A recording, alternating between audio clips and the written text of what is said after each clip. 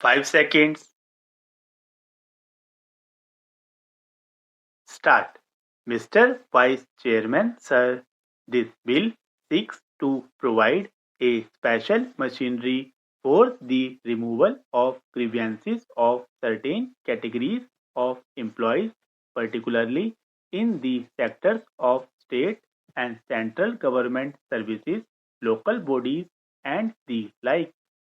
This is being done under the powers given, and the Parliament can make such a provision if they consider it necessary. The laudable objective behind this bill is to have expeditious disposal of the day-to-day grievances of the employees, particularly what is called service matters. Service matters is a term which includes a lot of grievances in respect of service conditions starting from remuneration to promotion, transfer, leave rules, and things like that.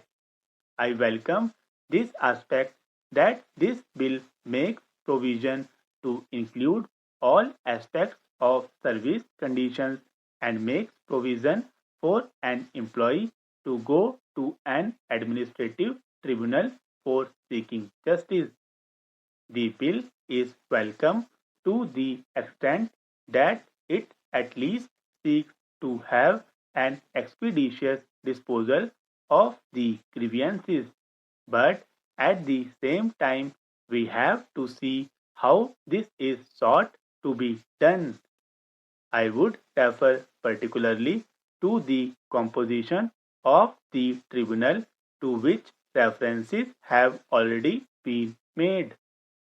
As has been pointed out by a number of previous speakers, this is a provision whereby not merely a person who is a High Court judge or a Supreme Court judge serving or retired can be made a member, particularly chairman or vice chairman, but a person at the level of a secretary, additional secretary, joint secretary, or even a person holding a post with a scale of pay not less than that drawn by any one of them also could be made a member of this tribunal, and even a vice chairman and a chairman if he satisfies certain conditions.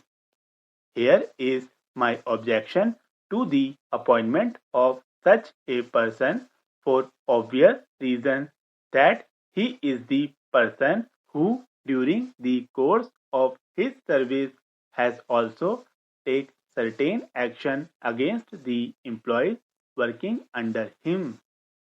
Therefore, if I may submit, he has a prejudicial mind already as far as employees are concerned.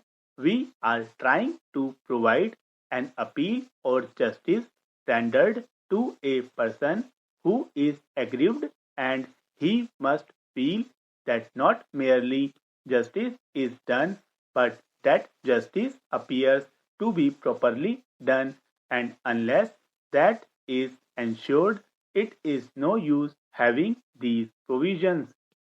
The persons who constitute this tribunal have to be impartial, independent, and judicial.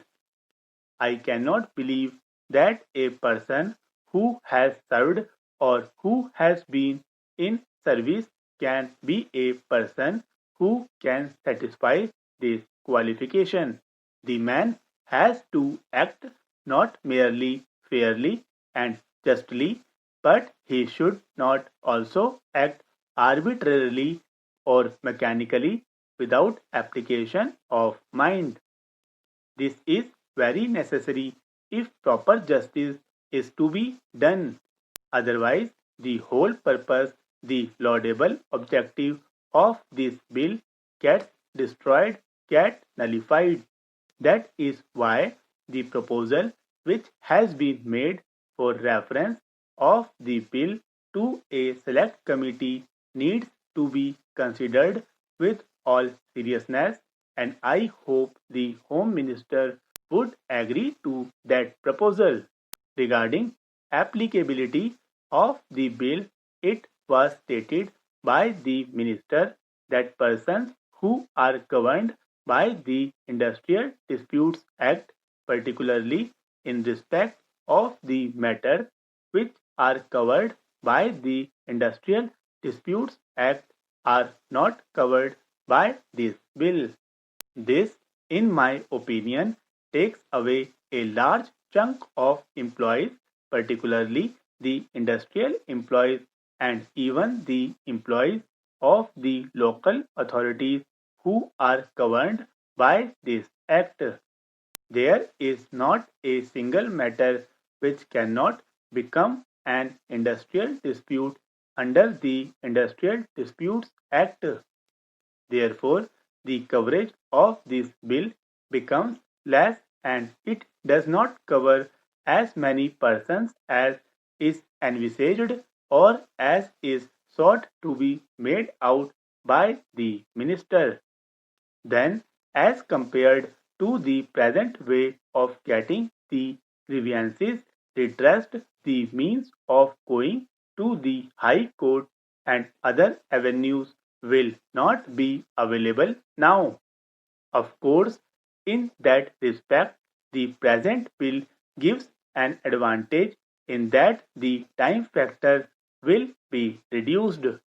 But this again depends on how many tribunals are constituted and how expeditiously they are going to work in practice.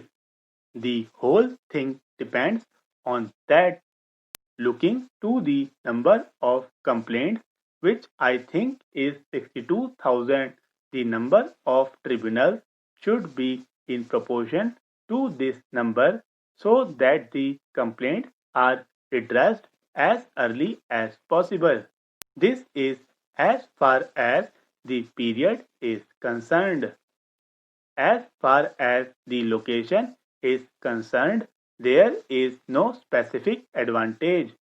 As far as the expenditure is concerned, there is no specific advantage except that if one is required to go through the High Court, he may be required to spend more. Another aspect to which I would like to refer is that whenever an application is made to the tribunal, it has a right to reject it summarily if it does not satisfy certain conditions. After all, the tribunal should state the reasons for rejection of the application.